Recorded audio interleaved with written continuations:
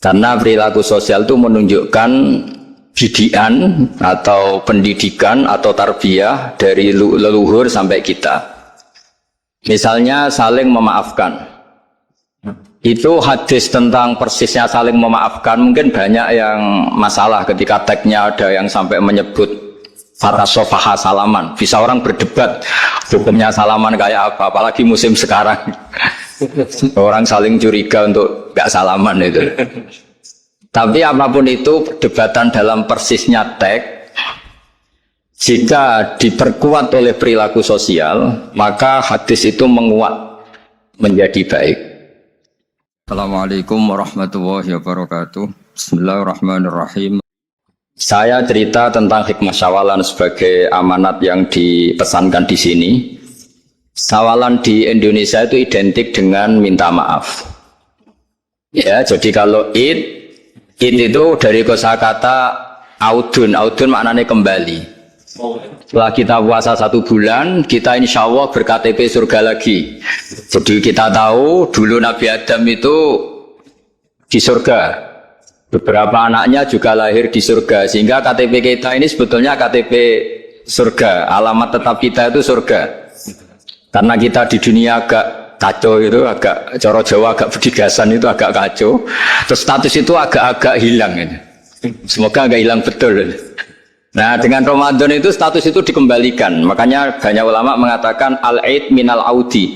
Dari kata kembali, kita yang dulu penduduk surga, insya Allah barokahnya Ramadan yang diterima itu menjadi status penduduk surga lagi, disebut minal aidin. Kita kembali lagi ke fitrah, kembali lagi ke status kehambaan yang benar, sehingga kita layak menjadi ahli surga. Saya mulai dari status kehambaan. Memang untuk menjadi ahli surga itu kita tidak boleh menandingi Tuhan, menandingi kekuasaan Allah. Sehingga syarat dasar masuk surga itu harus abdullah, kita berstatus hambanya Allah. Disebut fadkhuli fi ibadi, masuklah dulu sebagai hambaku. Jadi kita berstatus sebagai hambanya. Baru setelah layak jadi hambanya, baru wadkhuli jannati, baru berstatus layak sebagai ahli surga. Jadi status kehambaan ini kita mantapkan dulu. Jangan ada status lain kita di depan Allah kecuali status kehambaan. Saya punya analogi dan itu saya ulang-ulang karena di antara ciri Quran itu mengulang-ulang sesuatu yang harus jadi pegangan. Saya ulang lagi, di antara ciri Quran itu mengulang-ulang sesuatu yang jadi pegangan. Jika kita belajar ilmu fisika atau ilmu apa saja, maka kita akan bicara materi sesuai statusnya. Jadi kita harus latihan untuk iman kepada Allah. Saya tanpa mengurangi rasa hormat, saya memberi contoh begini ya. Ini jam, materinya dari besi. Ini kertas, materinya ya kertas. Tentu secara fisik, orang akan bilang jam ini lebih kuat timbang kertas. Dan itu pasti dibenarkan dari segi materi. Tapi kalau Anda beragama dan Anda tahu bahwa pengendali alam raya ini Allah Ta'ala, maka kamu akan bilang, terserah Gus Baha gitu. Bisa saja jam ini saya punya niat saya hancurkan, kertas yang lemah ini saya simpan. Sehingga jam tangan ini 5 menit lagi saya hancurkan sehingga benar-benar rusak. Sementara kertas ini saya simpan sampai bertahun-tahun awet. Nah, kira-kira seperti itulah ilmu manusia. Sesuatu yang kita sangka kuat, ternyata Allah punya rencana menghancurkan itu. Dan yang kita sangka lemah, ternyata Allah punya rencana untuk mengabadikan itu. Nah, di sini pentingnya iman, lahu maqalidus samawati wal ard. Sedianya Allah yang mengendalikan semua. Jadi jangan mentang-mentang kita punya ilmu bahwa materi besi itu lebih kuat timbang kertas, terus kita pastikan bahwa besi lebih awet ketimbang kertas. Kita sisakan satu keyakinan, terserah Allah, terserah pengendalinya. Nah itu agama, bilang terserah pengendalinya itu agama. Ya mungkin tadi aja problem sinyal, saya ulang lagi. Ibarat saya ini megang jam tangan, yang materinya dari besi. Ini kertas yang materinya lemah. Tentu kita akan bilang bahwa jam atau besi lebih kuat ketimbang apa? Kertas.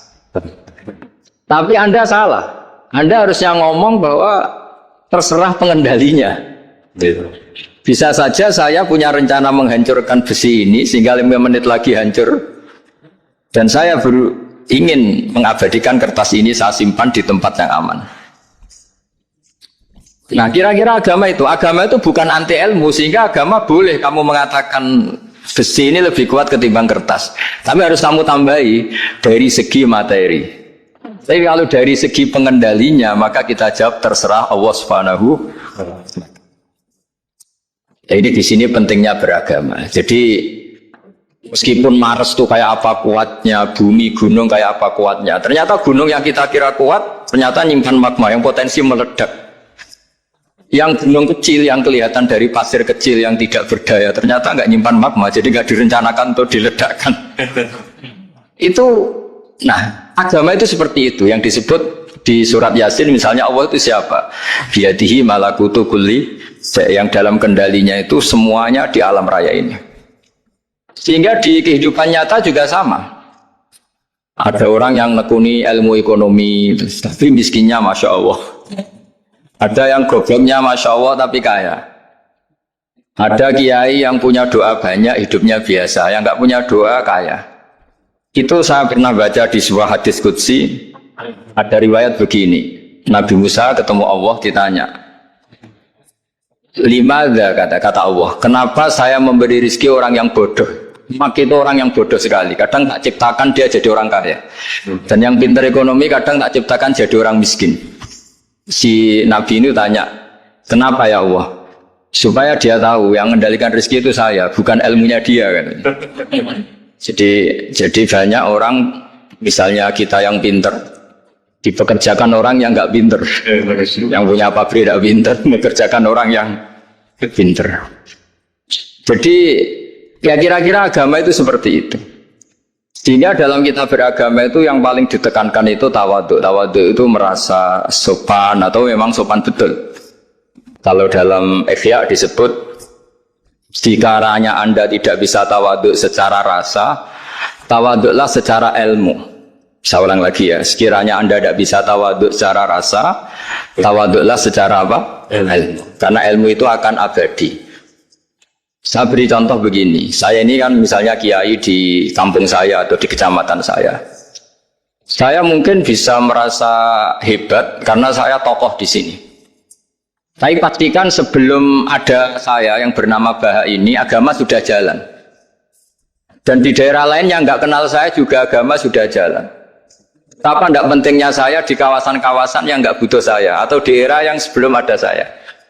Nah dengan ilmu seperti itu orang pasti tawadhu, karena dia tahu daerah yang nggak ada saya ternyata ya ada masjid, ada agama. Periode yang sebelum ada saya juga agama jalan. Sehingga kita tidak kumo luhur, wah kalau nggak ada saya agama nggak jalan. Zaman Wali Songo tidak ada saya agama ya jalan. Ekonomi juga gitu. Kalau Anda pakar ekonomi yang mensejahterakan rakyat, cara tawadhu itu kalau nggak bisa dengan rasa, dengan ilmu. Sebelum ada kamu banyak orang kaya, banyak orang yang nggak kenal kamu juga kaya. Banyak periode yang saat itu udah ada Anda juga kaya. Berarti Anda ini tidak siapa-siapa. Makanya saya pernah didatangin seorang profesor. Ini kisah nyata. Terus sebetulnya saya dengan bapak saya itu pinter mana. Bapak saya itu tidak tamat SD, tapi saya bisa profesor. Saya ini profesor, anak saya naik kelas saja sudah senangnya bukan main. Jadi ini orang bodoh bisa menciptakan orang pinter, yang orang pinter kesulitan menciptakan orang pinter lagi. Nah, kalau kita tidak bisa tawadhu secara rasa, tawadhulah secara ilmu. Ikhlas juga gitu, saya sering ngajarkan ikhlas di beberapa kesempatan ngaji. Kalau Anda tidak bisa ikhlas secara rasa, ikhlaslah secara ilmu, pasti bisa, bukan mungkin bisa, pasti bisa. Secara ilmu. Makanya di Quran disebut fa'lam annahu la ilaha illallah. Ilmu, fa'lam itu dari kata ilmu. Saya beri contoh, saya mulai kecil sampai sekarang saya sekitar umur 50 tahun. Mulai kecil sampai sekarang itu ya bilang kalau kertas ini putih. Itu ya ada yang gaji, ada yang bayar, tapi saya selalu bilang kertas ini putih. Yang hitam ya saya katakan hitam, yang merah saya katakan merah. Kenapa? Karena itu fakta. Saya ulang lagi, karena itu fakta. Sehingga saya untuk mengatakan putih tidak perlu ada yang bayar. Sehingga ketika kita latihan sholat, latihan ibadah, dan mengakui Allah itu sebagai Tuhan kita, kita akan malu. Faktanya Allah itu kan Tuhan. Mau mengatakan fakta kok minta upah ini gimana? Kita mengatakan Allah Tuhan itu sama dengan mengatakan kertas ini putih. Sama-sama itu fakta. Sama seperti saya mengatakan Pak Jokowi itu presiden kami. Itu kan fakta. Masa nunggu kalau dikasih BLT katakan presiden, kalau enggak ya itu kan ribet jadi. Amanut misalnya rektor UGM. Mbok saya enggak digaji di sana atau enggak kerja di sana bilang kalau beliau itu rektor. Pak Ganjar gubernur Jawa Tengah. Mbok saya dikenal apa enggak ya beliau tetap gubernur. Lama sekali kita mengatakan fakta itu ikhlas. Ikhlas artinya enggak minta apa-apa. Karena kita ingin ngomong sesuai fakta. Nah Allah Tuhan itu fakta gitu. Nah kenapa untuk mengatakan Allah Tuhan nunggu? Saya ini Tuhan kamu. Ya nunggu dulu Gusti, kalau engkau masukkan kami ke surga, engkau Tuhan. Kalau enggak ya enggak jadi. Tidak bisa seperti itu. Ya Allah tetap Tuhan. Nah, kalau Anda tidak bisa ikhlas secara rasa, ikhlaslah secara ilmu. Ilmu ya tadi kita akan selalu bilang yang putih, putih, yang hitam. Makanya ini pentingnya ilmu.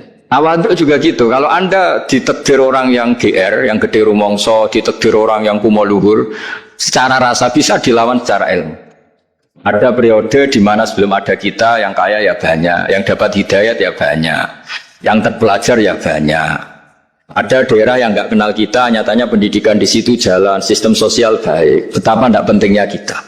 Ya, ini nanti memaksa kita atau melatih kita untuk tawadhu. Nah dari hikmah ilmu itu kemudian kita minta maaf sama orang lain itu mudah. Karena kita sadar bahwa adanya kita ini problem.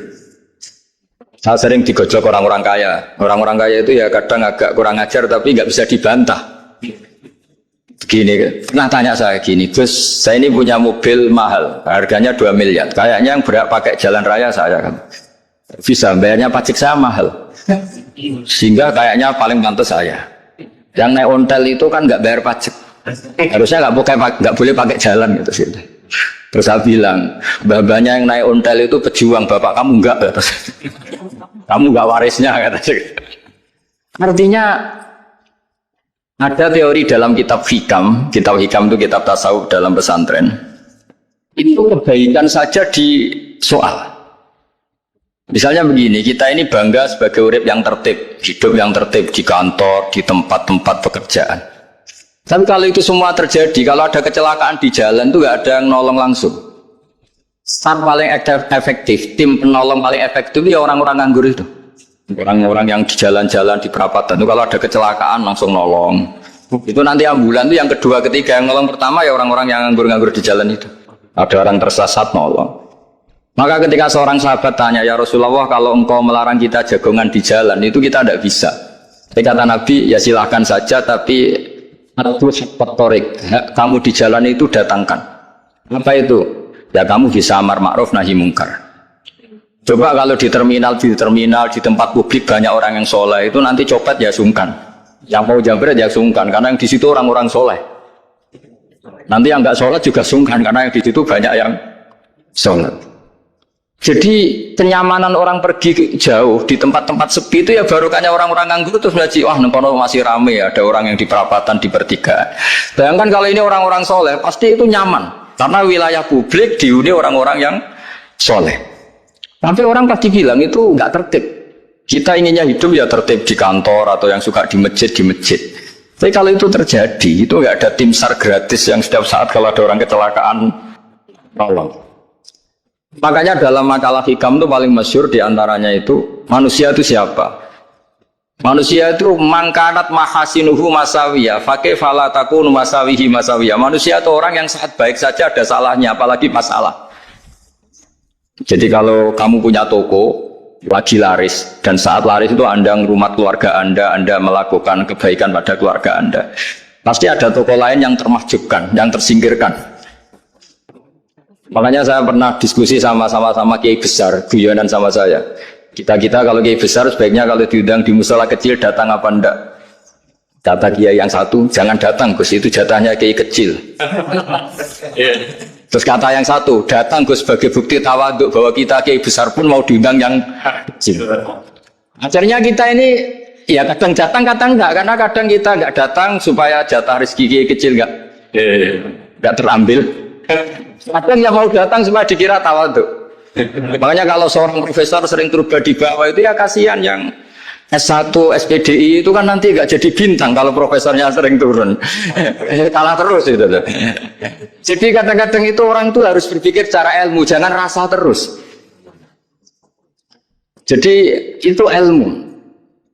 Jadi semua yang kebaikan yang kita lakukan itu secara ilmiah bisa diperdebatkan. Ada orang senang ngomong serius supaya bangsa ini maju. Tapi bapak saya itu pesan saya, kamu kalau ngiyai itu jangan sering ngomong serius kan. Masyarakat sudah capek mikir utang, mikir keluarga. Jadi itu sowan kiai tidak ngomong serius lagi nanti capek kan. Sehingga kiai dulu itu kalau ketemu orang ya guyon terus.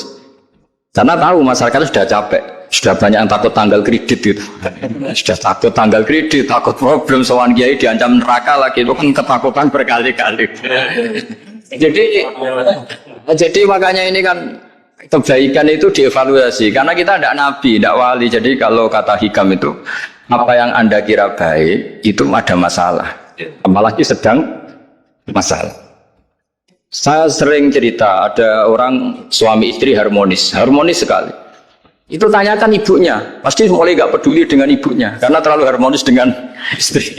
Itu pasti bukan mungkin lagi. Jadi jangan tanya istrinya, tanya ibunya. Oh, jok nikah lupa saya, ngalor ngidul sama istrinya. Tanyakan temannya, wah itu jok nikah lupa temennya. Tapi yang baik sama teman, tanyakan istrinya, jatah belanja untuk ngopi.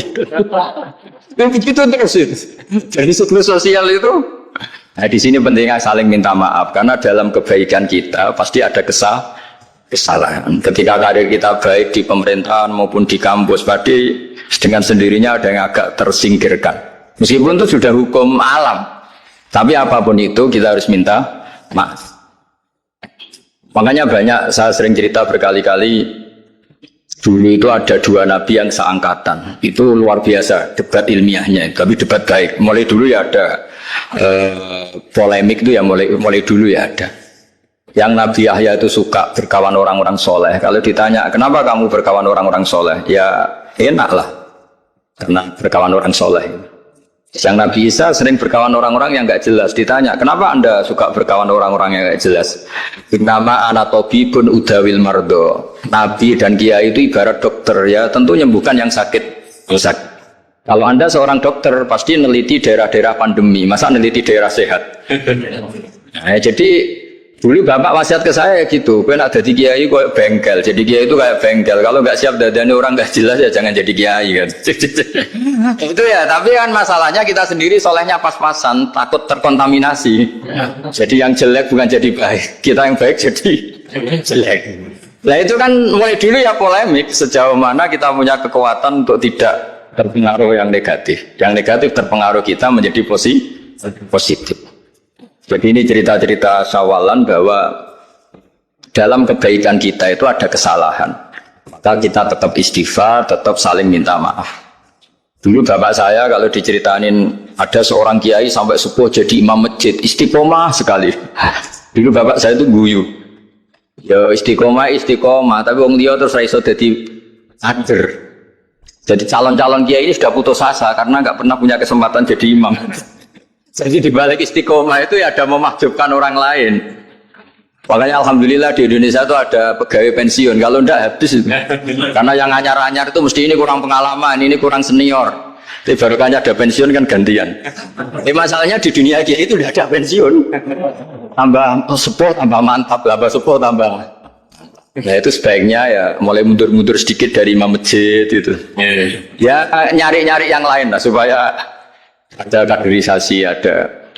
Jadi intinya itu di balik kebaikan yang kita lakukan pun itu ada masalah sehingga kita butuh istighfar.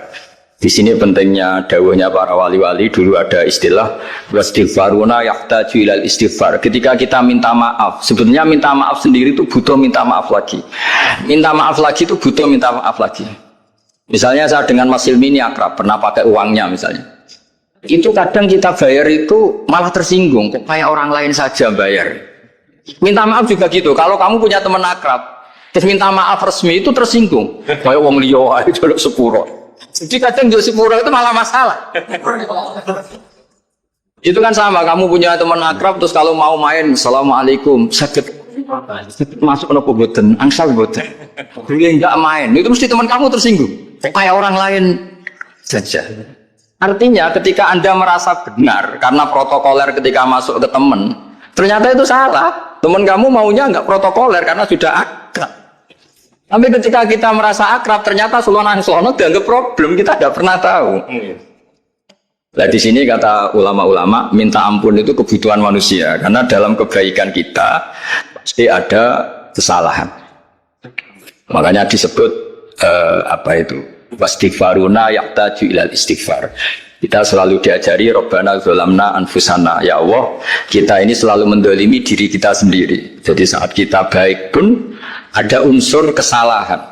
Yaitu tadi, kalau Anda jadi orang pasti ada yang termakjubkan. Kalau Anda kiai besar atau profesor atau pejabat turun ke bawah. Ya, kalau gubernur turun terus ya bupati gak jadi bintang.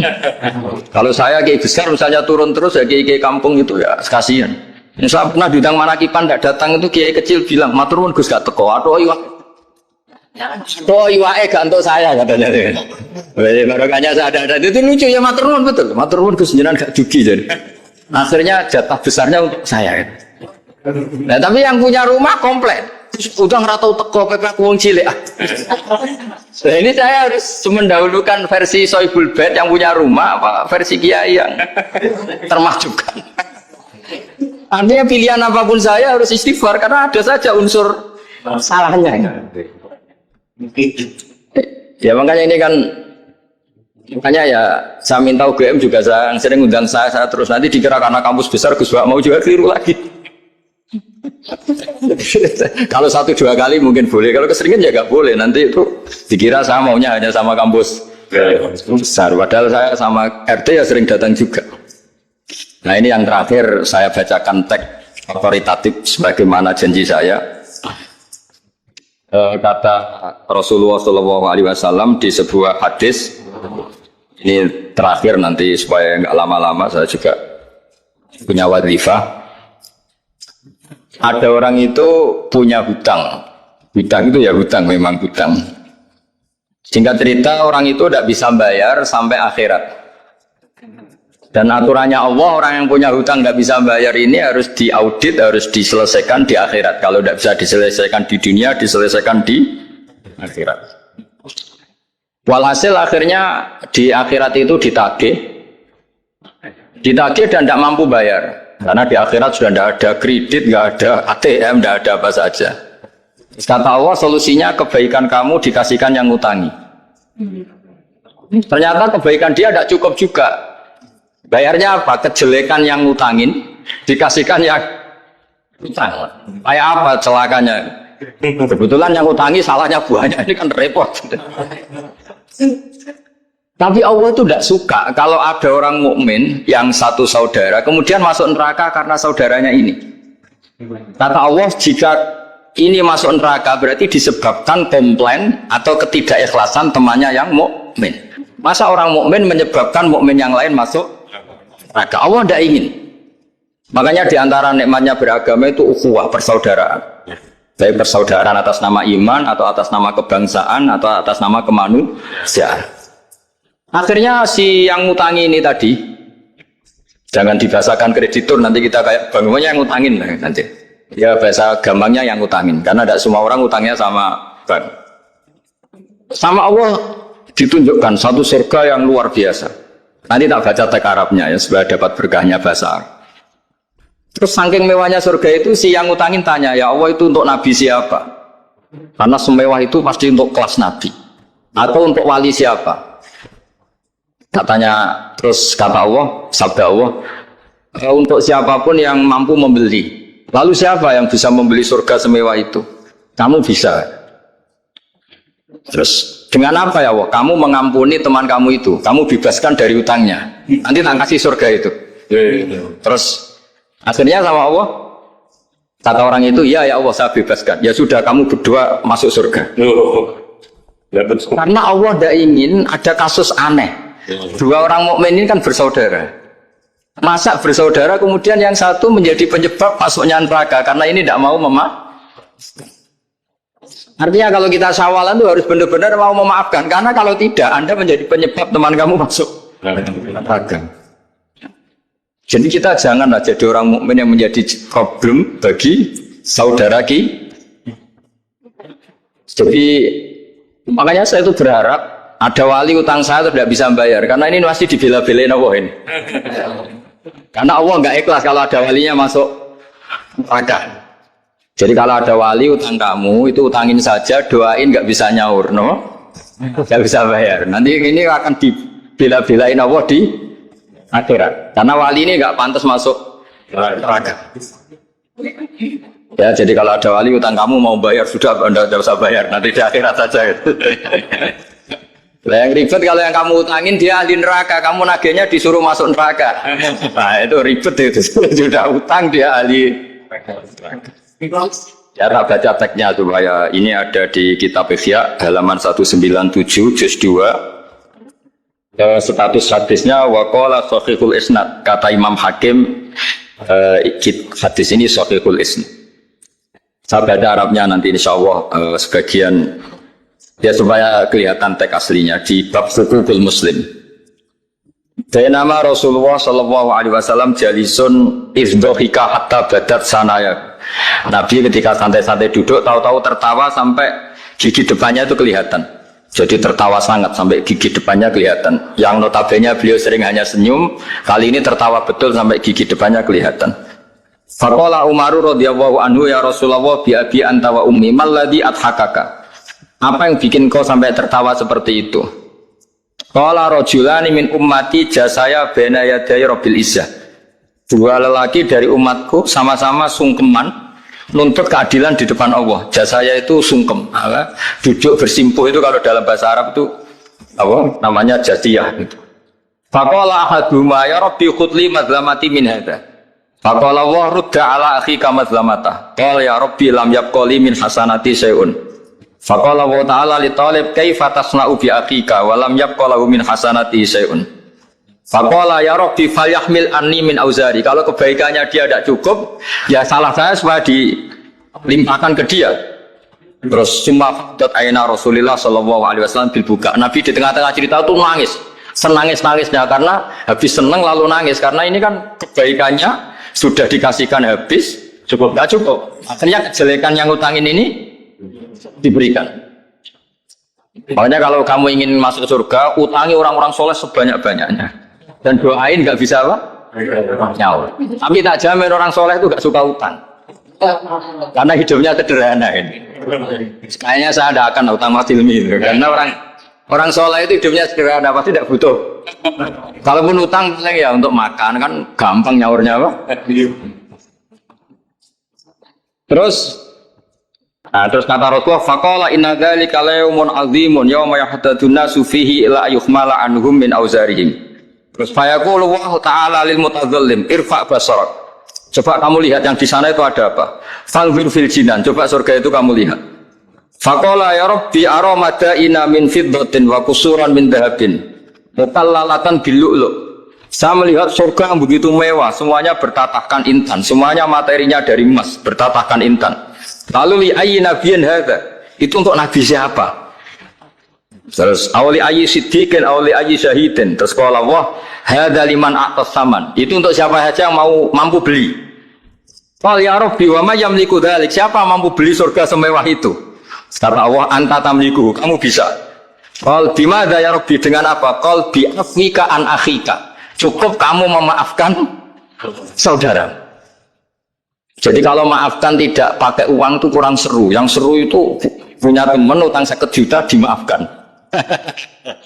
Jadi memaafkan paling seru itu maafkan apa? Utang.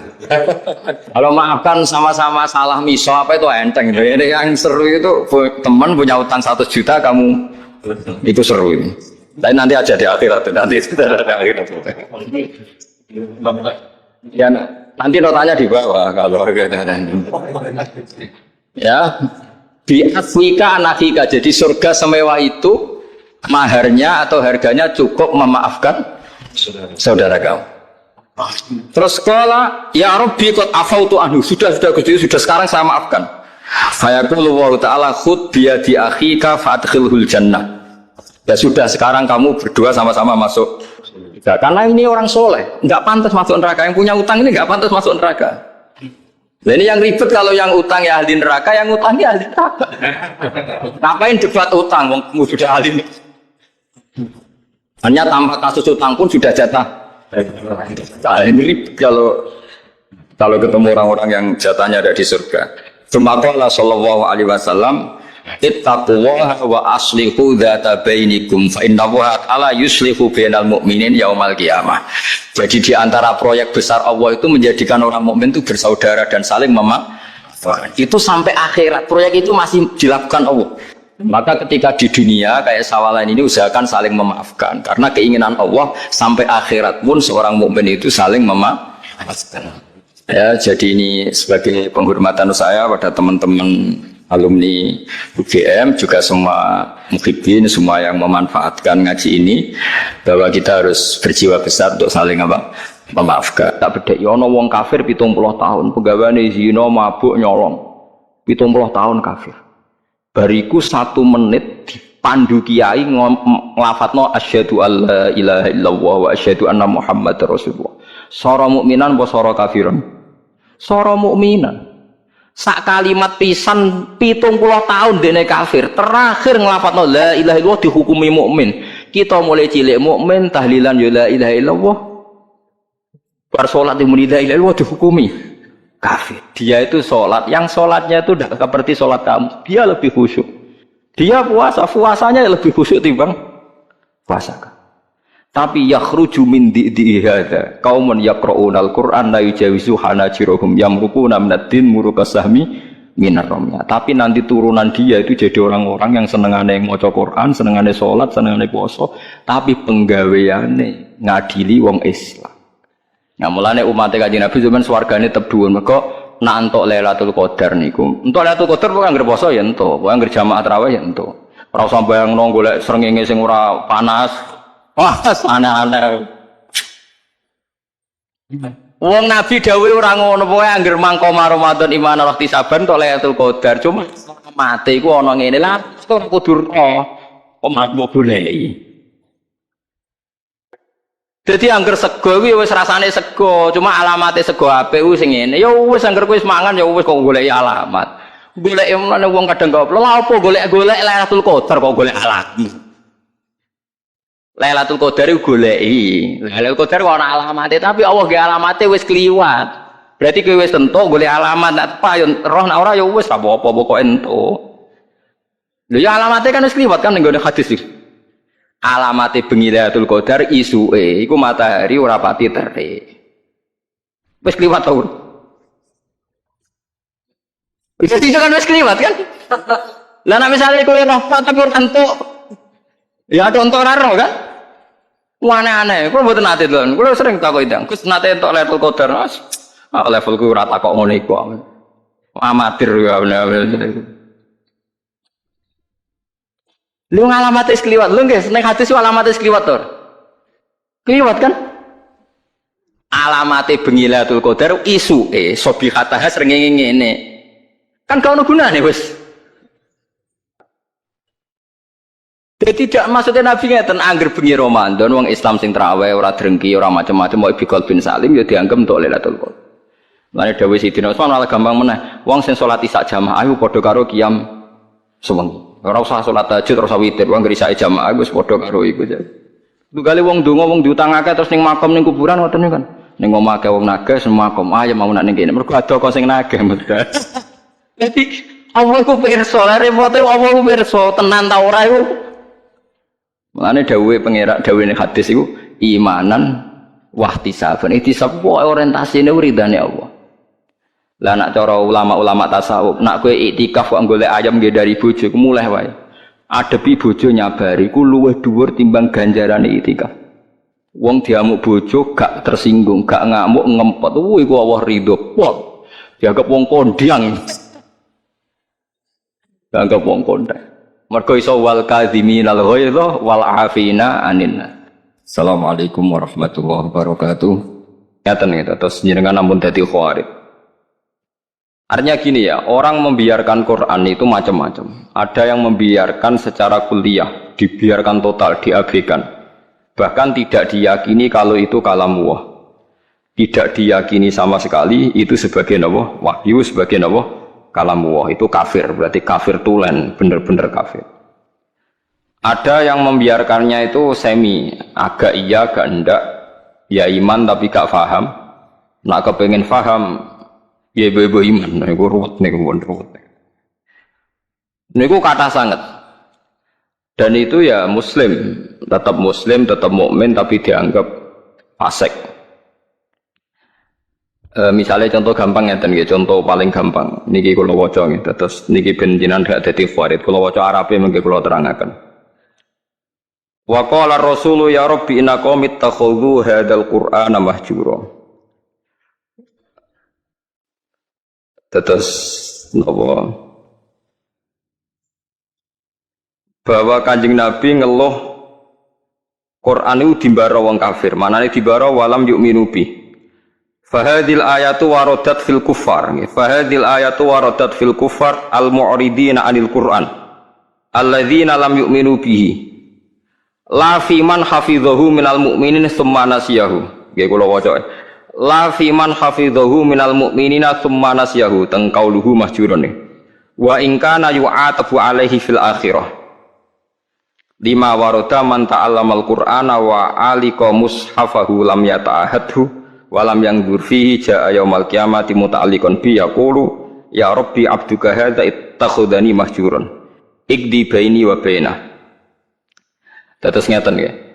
Dawuh Imam Sawi sebagai pensarah Jalalain, dan dawuh ini pasti benar, saya pastikan benar karena saya berkali-kali baca di Bukhari dan saya ajarkan di sarang di mana-mana, saya ulang-ulang. Ayat ini bagaimanapun turun pada orang kafir yang i'rad meninggalkan Quran itu artinya tidak menganggap itu sebagai kalamullah, tidak menganggap itu sebagai apa? Kalamullah.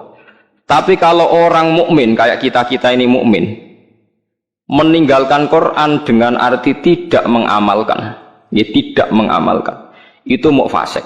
Fasik wae ya ora sida kadang-kadang. Mergo taate luwih akeh. Nggih taate. Misalnya ngeten contoh gampang. Wonten tiyang niku maniak perempuan. Nak zina ora gelem tapi nak ra ngegang ning perapatan delok wong ayu ngelu misalnya. Ya akeh wong ngoten. Wong Islam mayoritas nggih ngoten niku. Kelakuane ngoten. Nah itu kan dia ngerti nak itu salah cara Quran. Mergo qul lil mu'minina yaghuddu min absarihim. Orang mukmin itu nak iso meremno aja sampai delok wong wedok sing mboten mahram, mboten bojo. Wa yahfadzu furujahum, dan menjaga farjinya dari zina.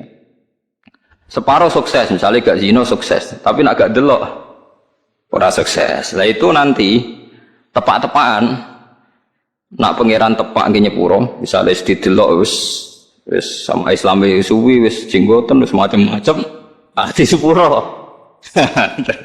Apa meneh sing istedher melarat koyo rugen sepuro wis melarat iku kafaro iki, melarat niku kafaro. Macam-macam. Terus wonten tiyang alim. Biasanya dosa terbesar wong alim rawani nahi mungkar. Karena ndak punya nyali atau punya perhitungan khas wong alim. Nah itu nanti kena khitab laula yanhahumur rabbaniyuna wal ahbaru an qaulihimul itsma wa aqlihimus sifat. Mestinya orang-orang terpelajar itu harus mencegah kemungkaran. Nah itu biasanya orang alim ndak punya nyali karena ndak punya otoritas. Misalnya kalau di Indonesia ndak berhak punya SK atau apa, Bubarno doli gampang wali kota kiai hanya berteriak zina haram, doli haram, tapi kan gak di otoritas Bubarno atau wali kotane gawe SK nganggo pamong praja bisa Bubarno macam-macam. Riyen di Jakarta ada keramat tungkak sing iso Bubarno Sutioso, teng doli sing iso Bubarno wali kota sing sakniki wedok malah kopi DI ora king PKB. Nah, misal, mboten niki kan ilmiah mawon, rasa tersinggung biasa mawon, mboten usah tersinggung. Nah itu wis ngoten niku wis sudah begitu. Tapi ulama mbok arani kalah ambek wali kota sing wedok Ubarodoli ki yo keliru. Taruh saja sama hitung saja. Orang yang ndak zina karena didikan ulama mulai sipir, mulai kelas TK, TPA itu jutaan. Taruh saja misalnya Mustafa di murid 20. Ada orang di murid 100. Orang yang dididik supaya anti zina oleh ulama itu hasilnya jutaan, mungkin puluhan juta. Dan mereka punya generasi berevolusi anti zina dan anti zina nganti mati. Itu juga nahi mungkar, karena maknanya nahi mungkar itu al-intiha anil mungkar. Pokoknya kejadiannya tidak jadi mungkar. Itu yang saya sesali dari orang-orang mubaligh. Mubaligh itu sering bilang nahi mungkar itu kayak bubarodoli. Tidak seperti itu saja. Setiap kemungkaran yang dihentikan itu namanya nahi mungkar. Karena maknanya nahi itu mencegah. Mencegah artinya tidak melakukan atau tidak terjadi. Dan itu ulama kontribusinya besar. Hampir semua pondok. Misalnya, kalau nembe buka niki, kalau nanti cerita tentang Pak Rum, Pak Rumanto, kalau nanti cerita. Mas Rum, sebagai pondok itu rasa tenanan. Pokoknya ngaji. Sholat semadeg mulon, sebagai umumnya pondok. Orang usah ngasih lo santri alim, nak tepak ya alim, rak tepak ya wis. Paling tidak kelebihannya pondok pesantren itu satu. Misalnya kiai ini ra alim, atau rapati bener. Ada kesepakatan mentabukan zina. Jadi kelebihannya pondok pesantren itu ada kesepakatan mentabukan zina, mentabukan nyolong, mentabukan melakukan sesuatu sing asusila. Sehingga kita punya konsensus dengan tradisi mondok, tradisi TPQ, TPA itu ada konsensus. Di mana barang buruk dihukumi. Kowe ora usah bayangno ideal, percontohan ideal, metu hafid yang nganti lanya, tak dilombakno menang, laris itu sudah usah begitu, tidak usah berlebihan begitu. Ini penting kalau aturaken. Jadi maling juga sama. Polisi nangkep maling berarti nahi mungkar karena malingnya tidak jadi maling. Tapi jutaan orang tidak maling, yang malah nggak pernah maling, mergo didiane ulama. Polisi tak nangkep sing wis tahu maling, ya nahi mungkare wis kadung tahu maling. Bubaro ning doli wis kadung tahu zina. Kalau ulama malah didik santri, didik umat mulai cilik. Dan banyak jutaan orang yang bahkan nggak pernah zina karena didikannya ulama. Mulai sing nganggo karisma sampai sing meden-meden iso ben diris alat kelamine semacam-macam. Iku modele rugen sing iso nerangno. Sing iso nerangno wong tau zina wedok sok ben dicublus sikure. Iku bagiane rugen aku ora mentolo nerangno. Wis macam-macam lah oleh ngekei penjelasan. Nah itu kula baleni malih. Bahkan di antara akidah ahli sunnah niku rungokno tenan. Sampeyan boleh ndak cocok, tapi nek ora cocok keliru, neraka sampeyan. Iki nasib pangeran. Intajtanibu kaba'ira ma tunhauna anhu nukaffir ankum sayiatikum. Wong sing sukses ngilangi dosa gedhe iku insyaallah dosa cilike disepuro. Misalnya kaya ruhin biasanya perapatan delok wong wedok, ya ditulis mbek Allah, mripate ruhin dosa, atine angen-angen tapi ra kasil ditulis terus pikiran. Ditulis. Tapi dekne sukses ninggalo zina. Pokoke aku nak ndelok gelem tapi nak zina ora ngarah. Itu iso wae ning akhirat disepuro, mergo barokahe ninggal dosa gedhe. Misalnya sampean guweting mbek tangga, penggawe ning ngrasani itu dosa. Tapi soe di sepuro mergo gak nyantet, gak mateni. Jadi di semua segmen dosa kan ana kelas atas. Misalnya ra cocok nganti mateni kelas atas. Tapi nek ngrasani tok kelas ringan.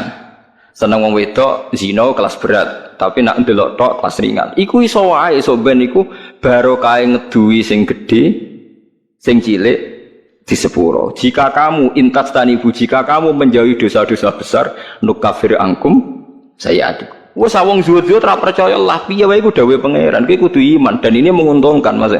Kowe kudu iman. Paham nggih? Pokoke anggere hasil ngaduwi sing gedhe, sing cilik di sepuro. Tapi pertanyaannya jare Fathul Mu'in, masalah sing cilik iku terus kadung gedhe. Kan gak sido cilik. Akumulasinya kan gede. Makanya Rasulullah pas nerangno wahyu iku sempat guyon ngene jare Nabi. Kowe roh gunung jare dawuhe Nabi. Nggih ngertos ya Rasulullah. Gunung gedene ngono iku kok butiran pasir cilik-cilik. Dadi sawae dosane roh cilik-cilik wis dadi butiran pasir sing wis dadi gunung. Lah iku malane jare Fathul Mu'in nak nakrifi wong saleh iku sapa? Wong saleh iku wong sing taate luwih akeh timbang maksiate. Ora kok ora tau maksiat itu ora mungkin wong. Cuma masalahnya akumulasi maksiat ini kan tinggi sekali. Maksiat misalnya, contoh gampang wong melarat lah, sing biasa ning perapatan, maksiat itu siji ndelok wong wedok maksiat, rasani wong sugih maksiat, engko hasud maksiat. Tukarane mbek bojo maksiat.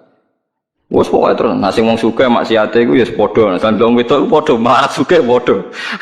Aneh betul. Lho wong wedok sombong nyepelekno wong, ngagelo dunyane padha. Lah itu asal kowe iso ngilangi sing gedhe iku insyaallah ana kemungkinan besar sing cilik niku disebut. Tapi syaratnya kudu tetep cilik. Paham ya? Ya kene rungokno syaratnya kudu tetep cilik.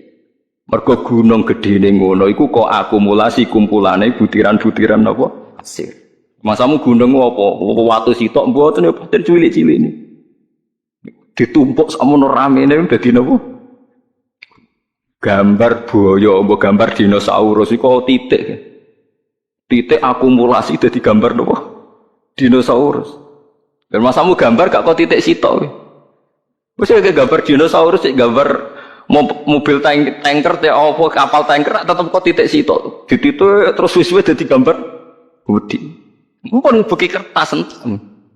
Ana bercak-bercak putih sing ora dadi gambar. Nah, berarti akeh bercake kan?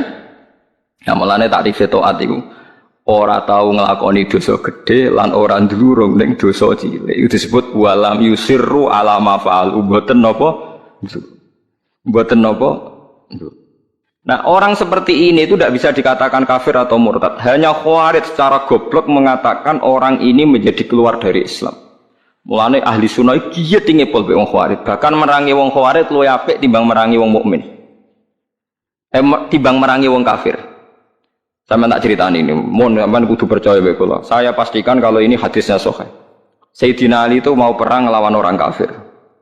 Setelah beliau berangkat di Nahrawan ada orang-orang Khawarij, salatnya khusyuk era karuan, posone khusyuk. Kalah Sayyidina Ali, khusyuk-khusyukan salat, khusyukan poso kalah. Tapi mereka itu Khawarij. Orang Khawarij ciri utamanya adalah mengkafirkan orang Islam yang melakukan dosa besar atau tidak bermadzhab kayak mereka.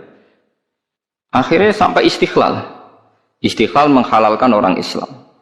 Sayyidina Ali gak jadi perang ngelawan orang kafir tapi ngelawan tiang Khawarij. Terus aku apal tagnya di Sahih Bukhari di Muslim. Bagaimana mungkin saya merangi orang kafir yang bahayanya bagi kita itu musiman. Sementara saya meninggalkan orang Khawarij di antara kita. Di antara kita dan mereka mengkafirkan kita, membunuh kita. Artinya ngeten lho. Cara logikane ngeten. Misalnya kula musuhan mbek wong kafir. Misalnya taruh saja Singapura itu negara kafir misalnya. Kita harus musuh orang Islam karena orang Islam itu musuh kita. Jape wong kafir. Kodekne kafir musuh wong Islam. Jadi rapat ngono kita serang umat Islam. Kita serang umat Islam. Kan iki apik.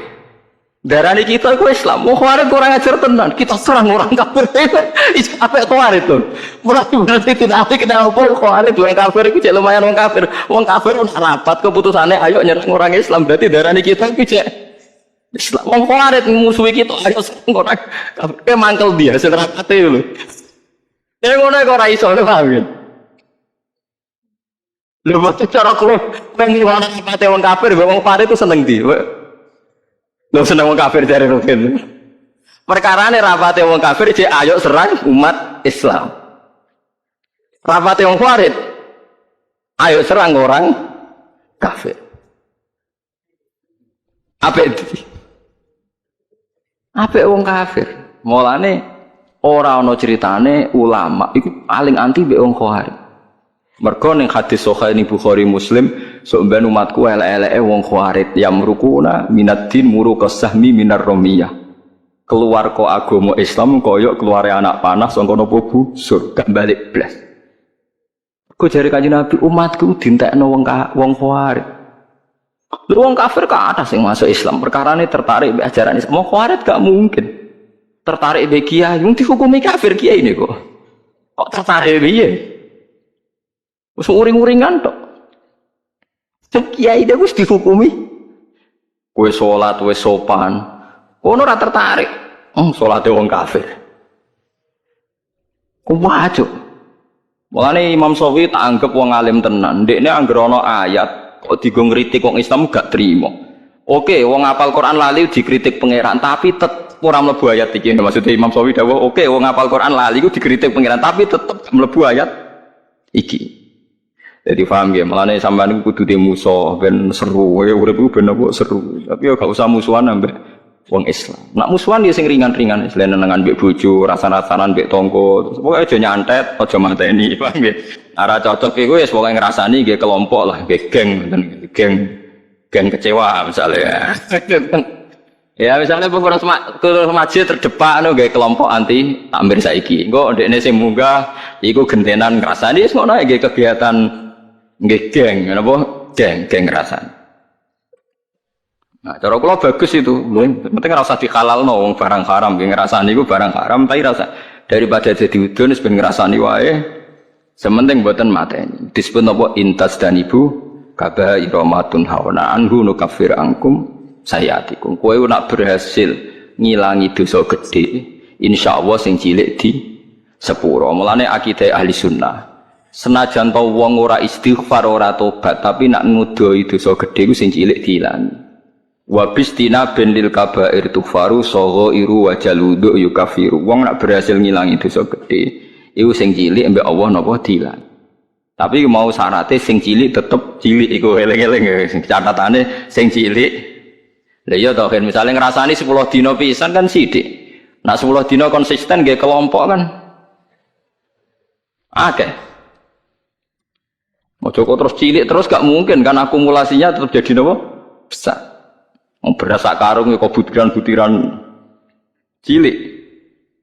Nah ini penting kalau peringatkan. Nah ulama itu harus ngomong gitu terus. Mulane Imam Bukhari dalam juz sekawan termasuk babu kita lil khawarid, ya babu kita lil khawarid. Itu beliau pertama mengutip dawuh Ibnu Umar ngendikane Sayyidina Umar wa kana yarahum syirara khalqillah. Ini dawuh Imam Bukhari. Ibnu Umar berpendapat elek-eleke makhluke pangeran khawarid. Alasannya kenapa mereka? Kalau apal persis teke teng Bukhari. Intolaku ila ayatin nazarat fil kufar faja'aluha alal mu'minin. Orang khawarij itu senengane golek-golek Quran. Sebetulnya ayat itu turun kanggo ngritik wong kafir, faja'aluha alal mu'minin, tapi ayat itu kemudian dipakai untuk mengadili orang Islam. Ya taruh saja sing masyhur gini, kita ini kalau ada orang maling kan di penjara. Maling itu di penjara. Orang zina juga di penjara misalnya, orang pembunuh di penjara. Ngoten niku terus dihukumi wong kafir alasane ini pakai hukum liyane hukum Allah wa lam yakum bima anzalallahu fa ulaika humul kafir. Orang yang pakai hukum liyane Allah dianggap kafir. Hukumnya Allah itu potong tangan bukan di penjara. Padahal kita ini tidak pernah mengatakan kalau penjara itu hukumnya Allah kan tidak mengatakan. Cuma kita tidak punya otoritas. Memang maling itu kita ketok tangannya, tapi kita tidak pernah mengatakan kalau penjara itu lebih baik ketimbang dipotong tangan. Dan kita tidak pernah bilang kalau hukumnya Allah itu enggak efektif, enggak manusiawi, tidak pernah bilang gitu. Cuma kita hidup di negara yang enggak motong tangan, ya kita bilang biro-biro malingnya ra dikasih Nobel. Wis ngono tok.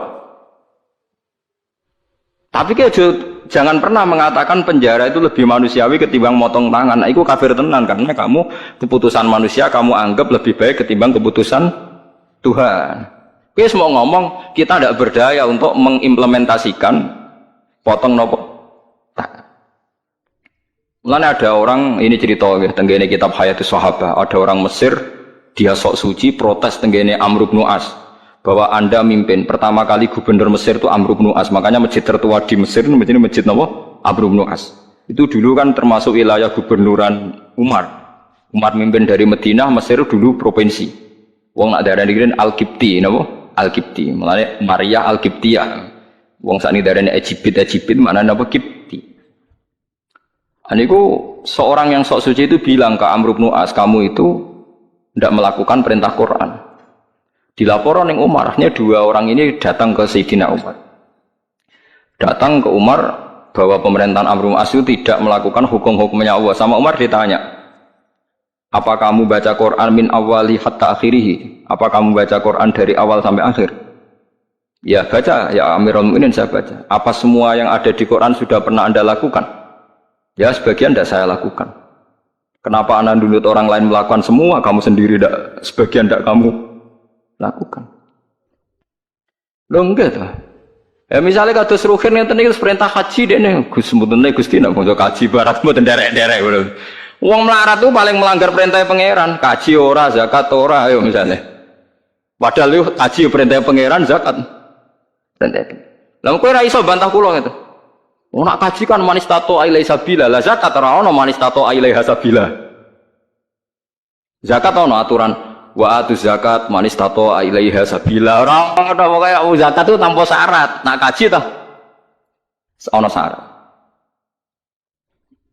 Akeh jihad ngalahno wong kafir, wong larat iso nglakoni. Apa meneh wa aidulahum mastata'tum min quwwati wa mir ribatil khaili turhibuna bihi aduwallah. Wong Islam kudu kuat, saking kuate nganti menggentarkan musuhe pangeran. Ayo. Wong melarat sing kukar-kukur iso nggetaro musuhe pangeran.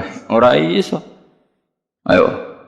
Mulane bener Kanjeng Nabi, Abu Bakar api-api sahabat, tapi ada sesuatu yang enggak bisa dilakukan Abu Bakar. Ora pati medeni wong kafir. Abu Bakar wong sopan. Mulane Kanjeng Nabi Abu Bakar Islam yo seneng, tapi cek rong lega Nabi.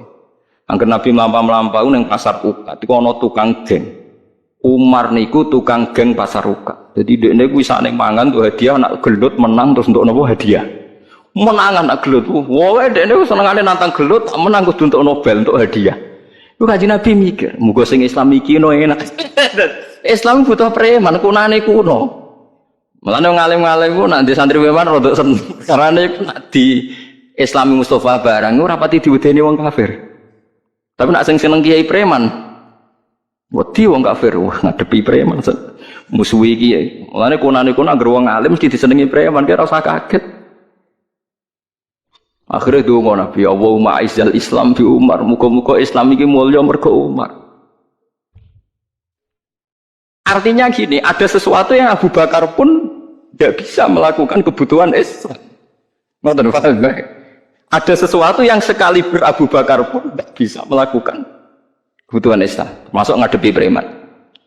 Nah, buktinya tenan Abu Bakar ketika Islam ge wong kafir biasa ae. Tetap nyiksa Bilal, nyiksa macam-macam. Bareng dongane Nabi didongakno Nabi nek mboten lepat itu dinten Kemis. Sing ngrungokno niku Abdullah bin Mas'ud sempat pireng terus Nabi ndonga. Ketemu Umar, marhaban bika ya Umar. Muga-muga kowe bejo Umar, aku krungu Rasulullah ndongakno kowe. Pas iku mana cek preman, Umar rapati bamus, bukan melaku ngoten. Wah tenan dene akhirnya Islam. Apa yang dilakukan Umar Islam pertama? Nabi masih sembunyi-sembunyi di rumahnya Zaid bin Arqam. Omai Arqam lah, Daniel Arqam. Nah, pertama Umar Islam harus protes, ya Rasulullah, kita ini orang benar kok sembunyi-sembunyi, yang batil saja berani muncul kok yang benar kok sembunyi-sembunyi. Ya Umar, saya menakutkan kamu, tidak usah takut ya Rasulullah. Saya ini Umar. Tenan. Kanjeng Nabi teng daleme Zaid bin Arqam mbek Abu Bakar mbek Sayyid Hamzah timbarno mbek Umar tinggal metu. Marani Abu Jahal pertama ditotok omah. Ya Abu Jahalin, kamu tahu berita hari ini? Tak tahu. Saya Umar sudah masuk Islam, kira macam-macam mbek Rasulullah. Cok. Wis marani Abu Lahab, marani kabeh. Iku gentenan wong kafir sing delik. Paham? Oh, jadi artinya gini, kowe nak Islam terima khusyuk ke Mustafa untuk memenuhi kebutuhan Islam. Tapi kok preman yo ora memenuhi kebutuhan Islam, mulang wudu, mulang carane ngilangin preman ra iso. Yo ngono artinya wong saleh sundul langit itu ada kebutuhan Islam yang enggak dipenuhi. Kok kowe maksa wong liya memenuhi. Itu tadi, misalnya kue ulama, misalnya saya ulama, paling iso darani zina iku elek tinggalkan. Tapi nak wali kota Surabaya iso gawe SK Barodoli. Ada sesuatu yang nggak bisa dilakukan ulama, malah pejabat. Iso wong roh kabeh sing Barodoli iku wali kota sinten Risma nggih. Nah, sing membubaro Kramat Tungkak riyen zaman Sutioso. Kramat Tungkak dibubaro nganggo SK gubernur dadi Islamic Center. Kiai ra iso. Pengajian ya mau kaya yo kan cerita wong Cina ben dicu bersih ngono-ngono tok. Ora iso rugen ya SK. SK tanda tangane rugen. Doli apa? Bar. Jangan pokoke sing tafsir percaya sapa. Lah iki cerita lah. Wong ninggal Al-Qur'an iku ana sing gak peduli blas nganggep Qur'an gak wahyu iku wong kafir. Nah wong Islam senajan to ninggal Al-Qur'an iku dekne iman cuma ra iso lah iku ora nganti mlebu ayat iki dawuh Imam Sawi wis ta wong Islam saelek-eleke ora mlebu ayat iki. Senajan to yu'atabu fil akhirah mergo melakukan kesalahan.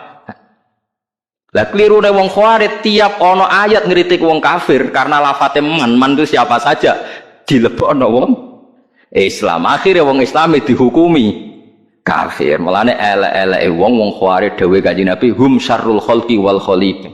Cuma Nabi mboten menangi tiyang Khawarij. Mulane kula nganti mati ya akan ngomong ini terus. Mulane bapak ana santri khusuk mangkel ra karuan. Jare bapak kula nu di guru kali, bapak mbek Mbah Mun. Mbah Mun ambek santri khusuk gudeng. Jo khusuk jong Khawarij ngono. Perkarane anggere wong khusuk mesti semangate ngadili wong liya. Wong mondok ora tau utang iku gowedenge pol mbek wong utang. Wong mondok kok amen salate ora tau kodok mbek wong kodok gedhinge ra karuan. Padahal jare santri sing kodok nglakoni ilmune jare. Jare nglakoni napa? Ilmu, mempraktekno ilmu jare. Jadi mempraktekno ilmu. Sampeyan tak dudono kasus-kasus Khawarij ya. Iku mau satu dawuh Sidina Ali. Nek ana wong kafir rapat, ape merangi wong Islam dalam rapat itu diulang-ulang kita harus merangi umat Islam. Tapi wong Khawarij ning rapate kita menangi tauhid, menangi wong kafir.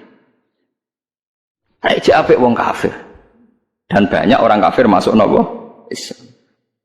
Tak warai iki sampean supaya ora dadi Khawarij ngeten tak warai. Wong Khawarij itu ukunane kuno mun enten. Cuma riyen mboten dados komunitas. Iki kula waca iki mboten dadi komunitas. Jadi kula critani iki asal usule Nabi ngomentari Khawarij. Nabi setelah perang Hunain, perang paling bersejarah mergo wis Nabi wis kondang, wis hebat lah, wis kuat sekali. Dalam hanya satu kali ini Nabi perang jumlahnya luwih akeh timbang wong kafir. Biasanya kan kayak perang Badar Nabi 313 wong kafir 1000. Nggih ahli Badrin pinten 313 wong kafir 1000. Uhud Nabi 1000 wong kafir 3000. Jadi selalu jumlahnya itu banyak orang nopo kafir. Perang Hunain ku aneh, wong Islam luwih akeh timbang wong kafir. Malah kalah. Jadi pangeran nabek kekasih iku salah sithik wis salah. Perkarane wong Islam ketika jumlahe akeh timbang wong kafir jare wong Islam lan nughlabal yauma minkillah. Saiki aku ora bakal kalah mergo jumlahe sithik. Mergo jumlahe 10.000 wong kafire mok 3.000. Pokoke akeh wong Islam. Akhirnya Allah malah ngritik wa yauma hunainin iz a'jabatkum kasratukum falam tughni ankum syai'aw wa daqas 'alaikumul ardu bima rahubat summa wallaitum mudbirin. Wong Islam malah kalah. Tapi bareng kalah ujug-ujug Allah diparingi menang. Wong Islam diparingi menang. Lan kula nu nate debat mbek seorang kiai. Gus kula tak tangkel jenengan. Kena apa perang Uhud wong Islam kalah. Aku tak muni tak jawab cangkem kula ya elek. Jarine sih mergo melanggar perintah Nabi ning dhuwur gunung. Mulane diparingi kalah. Lah kok akhirnya menang, Gus? Ya jarine ya Islam ya menang. Perang Uhud ya ngono. Pokoke jarine ngono ya ngono. Iki hukum kok muni jarine. Lah kok jare-jarine ya. Maksud kula ngeten nggih. Kita ini tidak pernah tahu sing dikersaan Allah piye ora pernah tahu, tapi kita membaca. Membaca begini. Allah nyalano wong Islam ning perang Uhud mergo ora nurut Kanjeng Nabi. Sepakat nggih? Sepakat. Mohon jelas. Tapi akhirnya wong sing mlayu ke perang Uhud disepuro kabeh mbek pangeran. Ya dadi mati syahid. Sekarang sampean darani kapundhute wong ning Uhud itu syahid napa sangit? Syahid. Dihukumi syahid itu dianggap bener apa salah? Bener. Ya ini tangklep. Lho Gus wong karuan melanggar perintah Nabi kok dianggap bener. Oh iya salah wong melanggar Nabi. Kowe iku Khawarij namanya. Nek ora tobat tandakno Nabi iku Khawarij namanya. Wong kowe ora kenal Nabi ya ngene. Kok saged Gus? Sak salah-salahe wong Islam ku mau melayu ora anut panduane Nabi. Wong kafir lu salah iku kafire iku.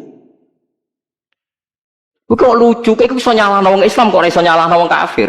Mulane akhirnya diparingi menang. Salah-salah wong Islam iku ya mau melayu ke gunung ora sesuai perintah Nabi. Lah wong kafir salah ya apa? Kafire iku. Mulane perang Hunain wong Islam disalahno pangeran mergo ujub jumlahe akeh akhirnya diparingi menang piye wae salah-salah wong Islam cek salah. Wong kafir. Paham ya? Paham ya maksudnya? Mulane kejo terjebak. Lah kenapa wong Khawarij kok luwe salah meneh wong apa wae darane Islam kok dene darani. Mulane dawuh Ibnu Umar ketika ketemu Khawarij niki tak critani cerita-cerita Khawarij niki sing teng Bukhari kula mboten pakai kitab yang ndak sahih. Ning gone Ibnu Umar tuh pernah santai teng pinggire Ka'bah. Niku wonten tiyang Khawarij datang. Takok, wonge alim Khawarij saged ngaji. Ya Ibnu Umar, saya ini mau tanya 3 hal. Harus kamu jawab jujur. Apakah Utsman itu ikut perang Badar? Tidak aja. Tidak aja.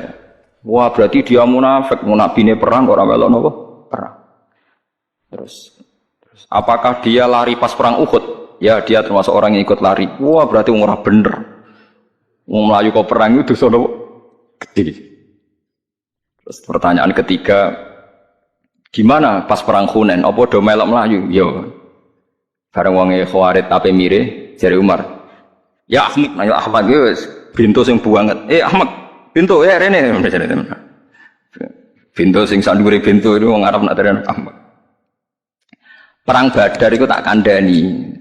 Utsman itu mantune Kanjeng Nabi, dhe garwa jenenge Ruqayyah iku lara. Utsman ape melok ora oleh mergo kon ngrawat garwane. Sing gak liya adalah putrine Kanjeng Nabi. Dadi sing ora mulai perang Kanjeng Nabi aja hukume munafik ora melok apa? Perang. Arti blok e. Mampun.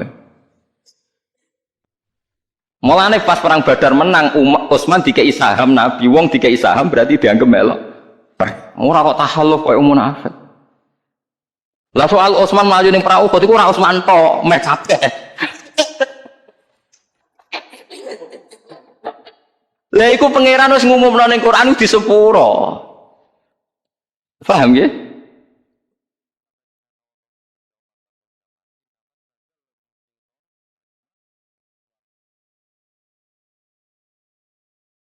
Baik sampean sering sholat sop awal itu ya baik. Tapi ya ana sombong. Maksudnya ana sombonge kowe iku sapa wani kok ngarep. Maksudnya iku ya ribet kan. Makanya ada wali jadi wali itu karena kalau sholat itu di belakang. Alasannya aku izin mbek pangeran sawane kok ngarep. Jadi ilmu itu macam-macam. Bapak Rian sering dawuh, nek ana wong istiqomah ngimami masjid itu ya apik. Tapi nek keseringan ya perkarane ambisi mau digenti. Jadi istiqomah itu nak keterusan itu ya jadi ambisi. Mulane gak jelas ngimami masjid terus istiqomah apa mau. Artinya apa? Hidup ini gak jelas. Justru gak jelas itu bagus karena ketok manusane, napa? Ketok manus.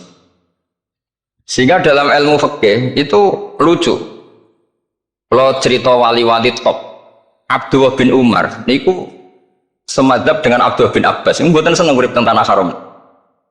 Ketika banyak ulama, banyak sahabat senang hidup di tanah haram, alasannya sholat di tanah haram itu seperti 1000 napa? Sholat. Tapi yang dipikir beliau bukan sholatnya, maksiat di tanah haram juga lipatannya sama. Maka rumahnya Abdullah bin Umar itu pasti yang berbatasan. Nak sholat di bojone tanah haram, nak tukaran metu. Jadi ono area tukaran itu dikondisikan steril. Jadi masyhur itu. Jadi beliau nak lagi mesra mbek bojone wiridan teng tanah haram, nak tukaran metu sik. Terus baru tukaran secara meyakinkan karena sehingga kita di Indonesia sebenarnya punya sisi yang luar biasa karena kita tidak maksiat di tanah haram. Jadi bisa saja kita ini orang keren karena tidak pernah maksiat di tanah haram. Apa nasi nak tahu kaji atau umroh tambah keren karena nggak pernah maksiat di. Karena banyak juga orang yang nangis di Masjid Haram jebule ngenes. Kamu nangis sing elek bojoku tok. Rawong Turki wayu, Pakistan wayu. Bareng roh bojone elek wireng pesek. Terus nangis, ya Allah, sakmu nangis sing elek kok bojoku tok. Nah, berhubung wayah haji dikira itu religius, no?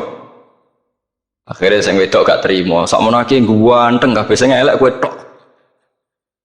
Makanya di haji itu pangeran nyindir faman faradha fihinnal hajja fala rafatha wala fusuqa wala jidala fil hajj. Itu pakai fi ku ing dalem. Jadi potensi maksiat kalau kaji itu fi. Justru pas haji itu pas potensi maksiat. Wong tenggene matof niku nggon tawaf niku. Terus masyaallah wong ayu ki pirang-pirang, wong ganteng ki pirang-pirang.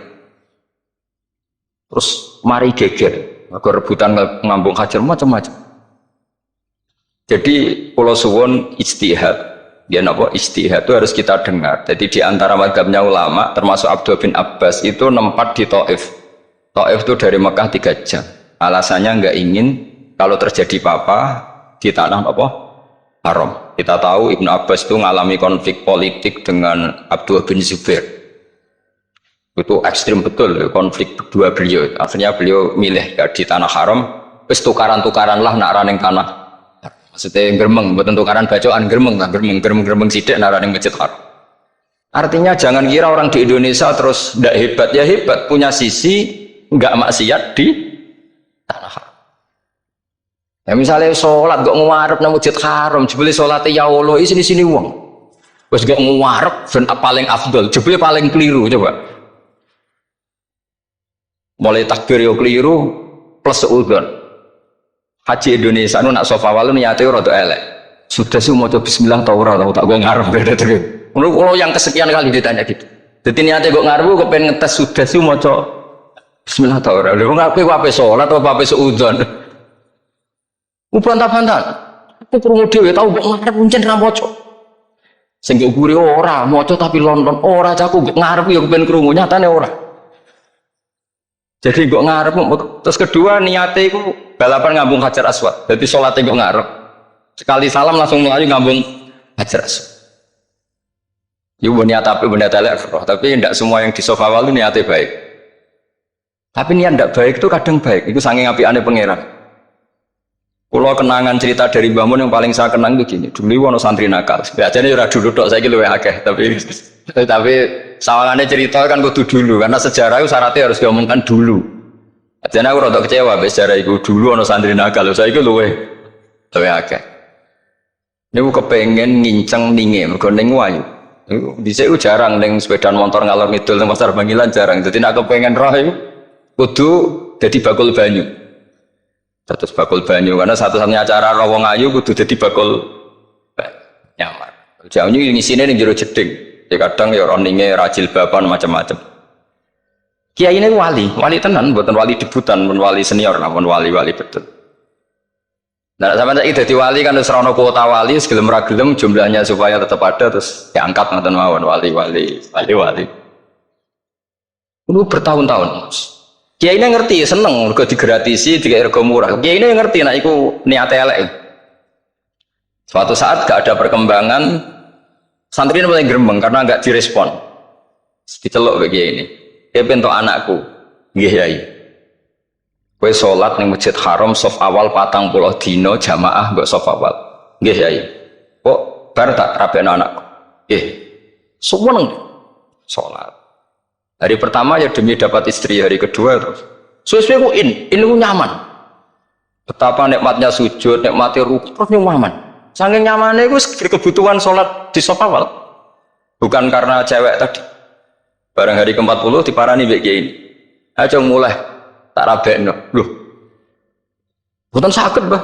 Jare nek wis salat 40 dina tak rabek. Mboten salat diterima untuk cawe itu. Mboten. Mboten ngenyak uang salat diterima dijoli. Jadi orang enggak bener itu kadang ya jadi bener. Jadi dari wali kadang daftarnya lewat bakul banyu. Kadang rodok delok wedok sithik-sithik tapi nak pangeran ngangkat kira kurang coro. Dadi wali can ini. Akhirnya kiai ini sing nangis. Cung gelem lek cok aku pede mantu wong. Iki gak gelem tenan. Ngenyak wong salat diterima dijoli. Oh itu luar biasa. Terus malah ini ngaji gitu. Terus ngaji talqinul fikri bahwa pada akhirnya sing paling dhuwur teng hadhihi dar la ilaha illallah. Nah saya punya trik, punya cara untuk sampean supaya la ilaha illallahnya itu sah dan meyakinkan. Nah, cara hakim itu sah dan kitab yang sering dibaca Mbah Mun diantaranya untuk kalimat itu kitab Zadul Ma'ad. Iku nak nerangno la ilaha illallah niku luar biasa. Itu kitab kesayangannya Sayyid Abdul Al-Haddad. Beliau ngendikan di antara kitab kesukaan beliau selain Ihya itu kitab Zadul Ma'ad. Itu beliau kalau ngendikan bihadihi ya maksudnya bihadil kalimah ussisatis samawati wal ardh. Jadi langit bumi dibikin. Jadi beliau mulai berpikir pertama gini, surga Surga dibikin dengan segala kemewahannya. Itu bagi yang tasdek liman saddaqa bila ilaha illallah wa liman amana bila ilaha illallah. Neraka yang dibikin sebegitu ekstrim. Sampai anak wong dicemplungno ngenteni 70 tahun lagi ceblok. Wah, itu ora kebayang carane gawe. Entakno bego kan itu. Jadi barang nak diceblokno ning neraka itu cebloke ndok ngisor ngenteni pinten? 70 tahun. Makanya kemungkinan keluar dari neraka itu kecil. Untuk syafaat itu kecil. Wong wis ora iso kebayang kan? Itu pun diciptakan untuk yang menolak. Jadi surga dibikin ya lihadil kalimah, neraka dibikin juga lihadil kalimah. Jadi hadil kalimah itu mizan, ini ukuran. Yang nerima masuk surga, yang menolak masuk neraka. Hisab juga gitu, ada hisab itu ya karena kalimat la ilaha illallah. Orang kafir itu nanti tidak dihisab.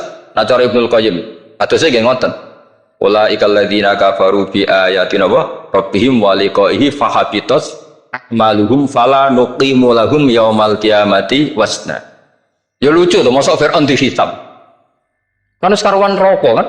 Jadi hisab itu nanti itu yang nggak jelas-jelas. Makanya sampai berhati-hati itu potensi dihisab. Jadi yang jelas itu ada hisab. Masa kanjeng Nabi dihisab kan tidak mungkin. Nabi Ibrahim masa dihisab.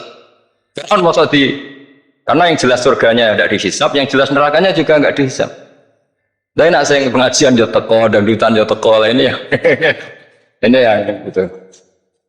Ya itu hisab itu. Dulu biskop ya bayar, mlebu masjid ya bayar. Cuma ada biskop 10.000, nak masjid 2.000. Ya hisab itu nanti.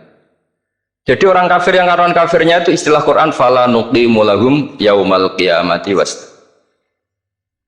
Nah, artinya ada hisab juga tolak ukurnya la ilaha illallah. Terus wa bihadil kalimah bu isatir rasul. Karena kalimat ini Rasul diutus. Rasul diutus untuk melatih la ilaha. Jadi kalimat ini luar biasa. Tapi setelah jadi tahlil, terus yang mau coba ngantuk, terus jumlahnya kakean, kan terus akhirnya gak sakral. Akhirnya la ilaha dikomentari, suwi temen.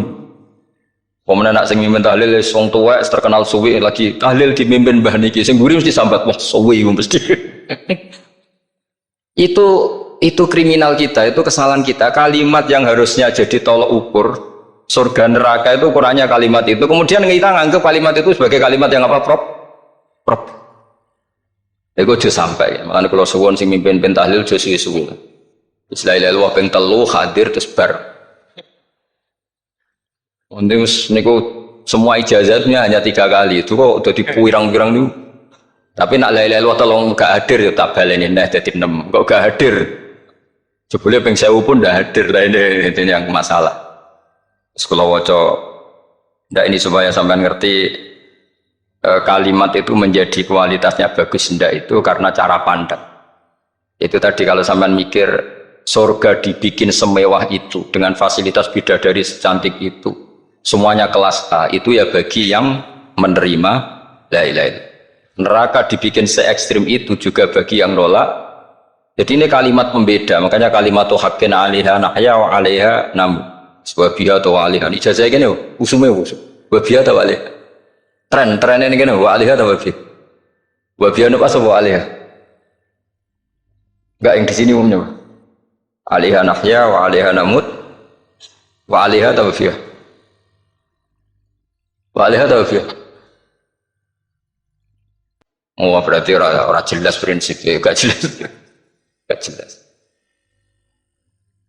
Jadi kalau suwon bangun sepuh-sepuh niku fi akhiri hayati nu sering maos talqinu dzikri. Karena memang beliau ingin di akhir hayatnya juga kita semua nanti di akhir hayatnya semuanya min ahli la ilaha illallah Muhammadur Rasul. Dan itu dimulai dari sesuatu yang sangat-sangat ilmiah. Yaitu tadi dimulai kenapa surga dibikin? Untuk sing iman la ilaha. Kenapa neraka dibikin? Untuk yang menolak la ilaha. Kemudian Rasul diutus untuk melatih la ilaha. Nanti ada azab ya karena menolak la ilaha. Ada maghfirah karena yang terima la ilaha. Makanya istighfar, kalau cara oleh istihad, niku istighfar itu setelah la ilaha illallah cara kalau oleh istihad. Di beberapa Indonesia itu thariqahnya istighfar dulu baru la ilaha illallah. Tapi banyak ulama yang berpendapat dibalik. La ilaha illallah dulu baru. Karena istighfar itu didengar Allah itu setelah tauhidnya benar. Ini cara madzhabnya Abul Hasan apa? Asyadili, yaitu fa'lam annahu la ilaha illallah baru wastaghfir li dzambika li hadil kalimah. Karena orang bisa dimaafkan itu berdasar kalimat la ilaha illallah. Misalnya begini ya. Orang kafir itu kafir terus sampai 70 tahun. Sekali melafadzkan la ilaha illallah itu yughfar lahum ma qad salaf. Jadi kullil ladzina kafaru iyantahu yughfar lahum ma qad salaf.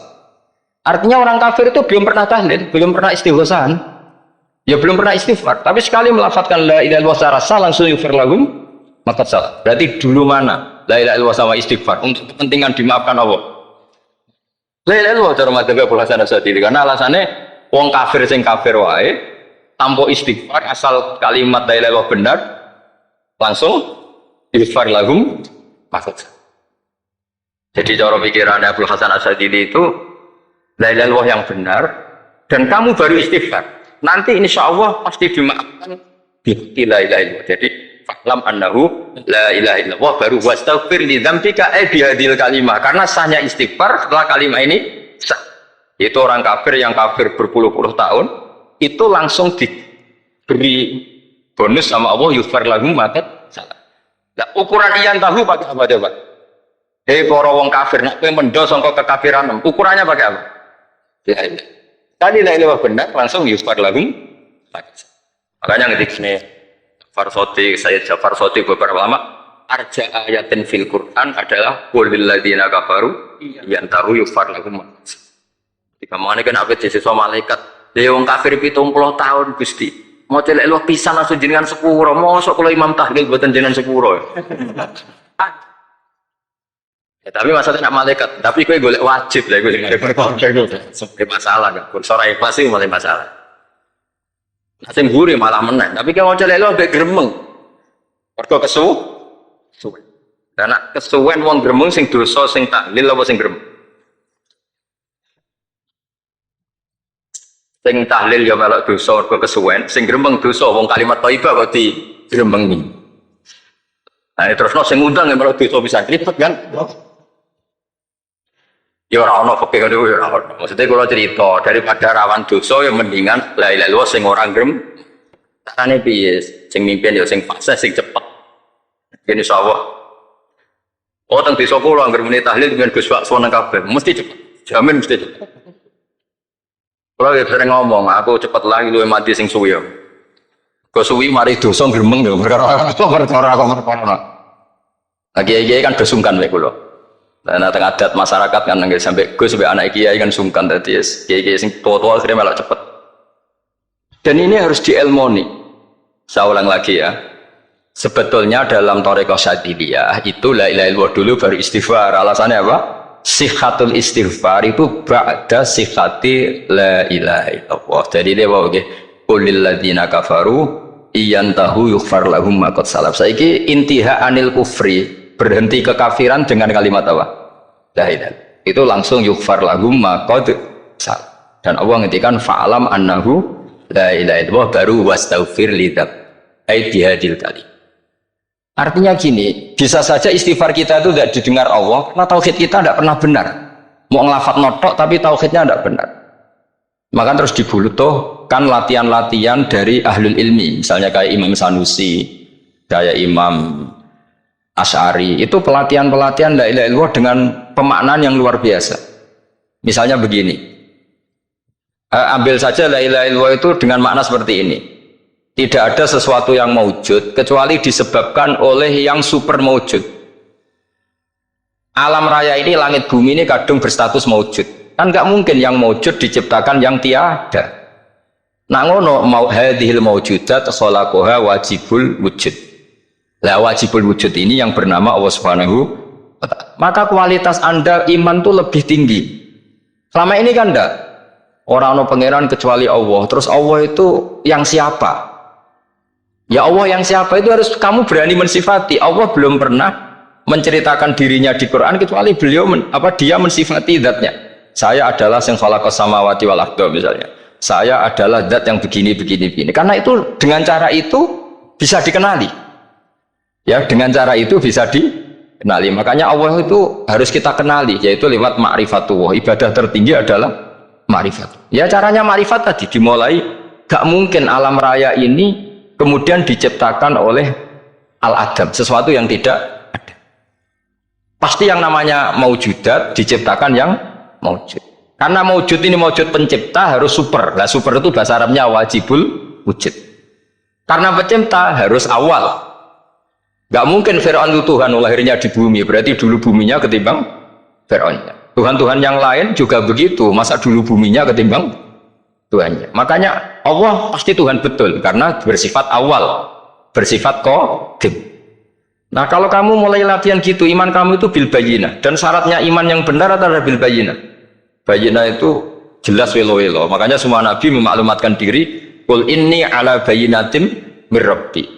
Lam yakunil ladzina kafaru min ahlil kitab wal musyrikin munfakina hatta ta'tiyahumul bayyinah. Jadi kamu harus punya otoritatif kebenaran sing sampai welo-welo. Welo-welo itu layak balus syakka wal irtiyab. Sudah agak bisa ragu lagi. Nah saya khawatir kalau kita sudah tidak ngaji seperti ini. La ilaha illallah itu mau rutinitas. Pemenang nak kasiat ribet meneng. Nak diwaca 1000 kasiat ini, nak diwaca 2000 kasiat. Wah itu ngawur lagi. Saya itu kemarin ketemu banyak orang pintar lah di Jogja. Itu saya cerita, mereka tanya saya, Gus kenapa engkau jarang berdoa? Saya bilang saya itu sering berdoa, cuma mungkin Anda tidak tahu kata saya. Doa itu syaratnya harus setelah sihatil iman, imannya itu benar. Dulu ketika Gerwani itu kampanye komunis, itu gitu, anak-anak kecil disuruh memejamkan mata, ayo kamu minta permen sama Tuhan.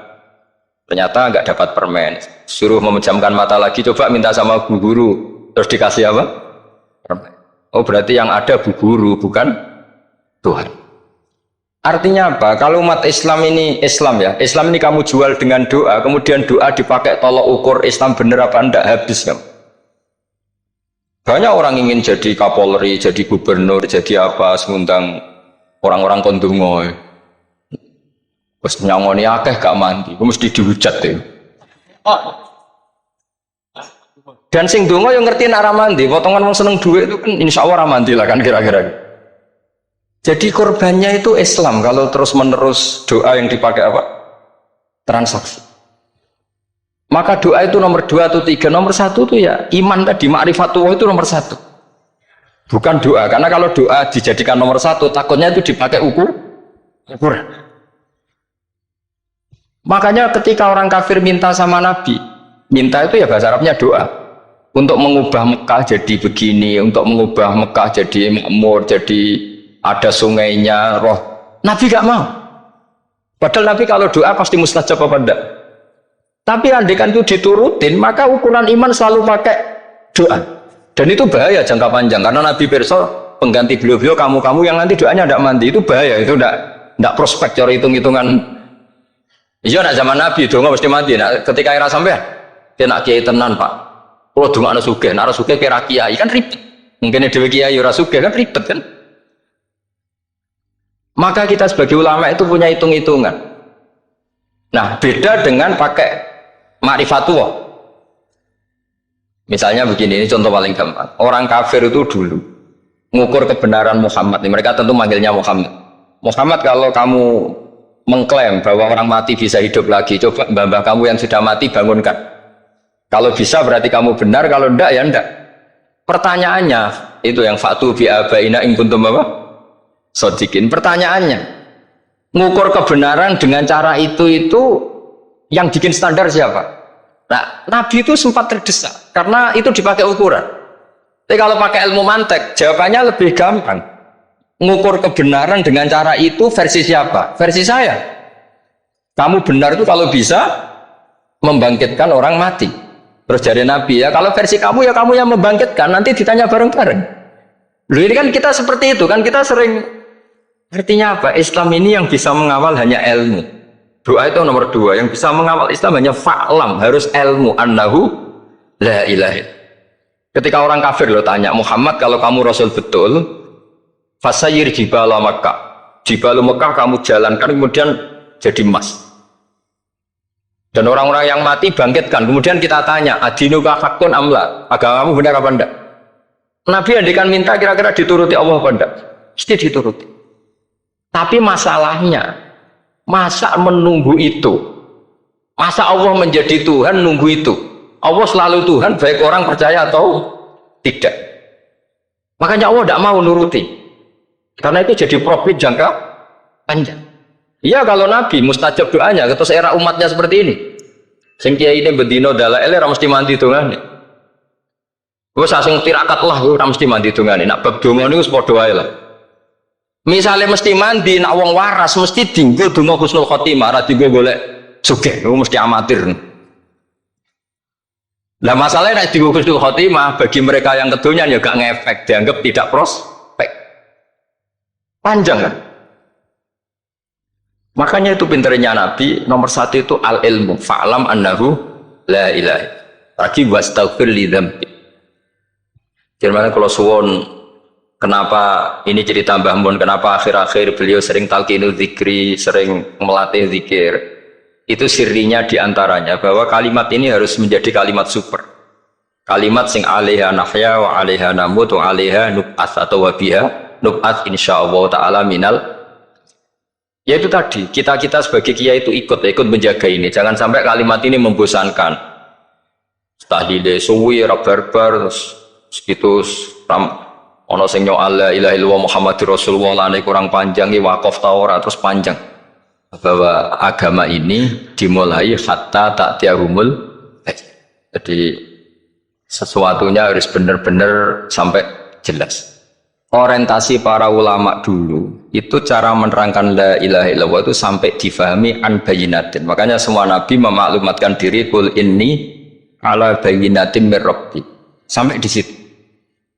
Dan semua cerita-cerita di tafsir Jalalain di apa-apa itu ukuran kebenaran itu lam yakunil ladzina kafaru min ahlil kitab wal musyrikin namun fakina hatta ta'tiyahumul bayyinah.